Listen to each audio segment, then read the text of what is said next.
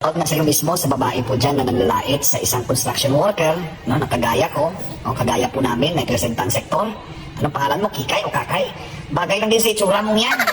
Ba't di ka naman kagandahan? Akala mo kung makapag-alipos ka, akala mo kung makapangait ka sa kapwa mo, kagandahan mo. Minsan pumunta ka ng dentista, ipaayos mo yung mukha mo at saka yung ngipin mo. Kasi pag nakita ko yan, isalpak ko yan sa buong isupagos mo.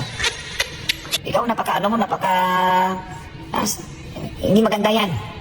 Ha? Bisan ayusin mo rin. Kung makapandiri kasi magtatrabaho sa construction, akala mo trabaho mo. Ikaw lang yata nakita ko atsay na mayabang. Ikaw lang yata atsay nito na nandidiri ka. Akala mo igalang mo rin ang trabaho mo, igalang mo rin ang kapwa mo, or anumang sektor na i-representa.